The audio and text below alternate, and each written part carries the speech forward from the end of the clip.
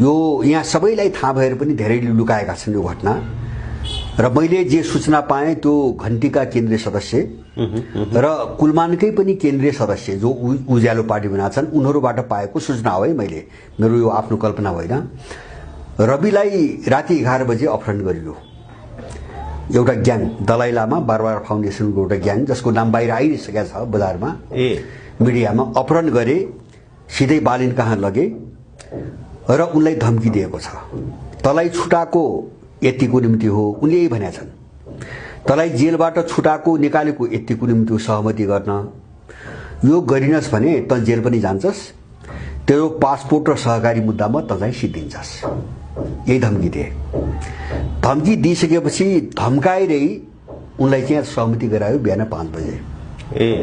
अनि यो सब धम्की गएछ र त्यसपछि भोलिपल्ट तपाईको कुलमानको अपहरण भयो कुलमान बैठक बसिरहेको थियो बौद्धमा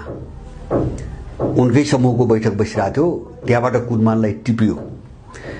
टिपेर रवि र बालेन कहाँ लगियो उन दुईटाको सहमति भइसकेको थियो र उनलाई के भन्यो भन्छ भने त्योभन्दा अगाडि के भन्यो भन्छ भने यसमा बालेनलाई प्रधानमन्त्री बनाउने कुरामा यो एकतामा आइनस् भने तलाई अख्तियारमा लगेर सिद्ध्याइन्छौ भने उनीहरूले किन कुलमानका त थुप्रै छन् जस्तो कुलमान त पार्टीहरूको कर्मचारी त्यो पनि माओवादीसँग विशेष हार्दिक सम्बन्ध भएको मान्छे हैन अथवा कांग्रेसको पनि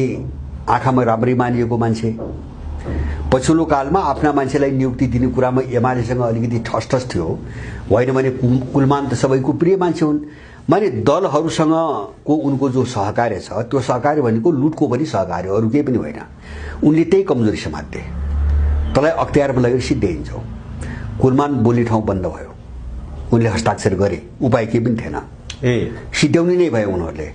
अब यो ढंगले बालेनलाई प्रधानमन्त्री बनाउनको निम्ति यो ढंगको सहमति गराइएको छ अहिले इच्छा दुवैको होइन रविको पनि होइन किन रविले चितवनमै भनिसकेका थिए यो विषयमा कुनै भाषा छैन भनिसकेका थिए हैन यो च्याप्टरै होइन सम्भवै छैन यो विषयमा र कुलमान त पन्छिसकेका थिए पञ्चेर वक्तव्य दिइसकेका थिए सम्भव छैन हामी सरेन्डर गर्न जाँदैनौँ किन कुलमानले कार्यवाहक सभापति मागेका थिए तोसिमाको कराको सुन्नुहुन्न मिडियामा हैन समानुपातिको मर्यादा तोडेर यो सुदूरपश्चिम अथवा विकट क्षेत्रबाट ठाउँै नदिएर जो समानुपातिक सूची चाहियो यो चाहिँ समानुपातिक परिकल्पना होइन यो स्वीकार गर्न सकिन्न भनेर उनी बोलिराखेकी छिन् त्यो बाध्यता किन आयो त भन्छ भने यता अमेरिकनले सबै आफ्नो मान्छे फिट गरिरहेछ जम्मै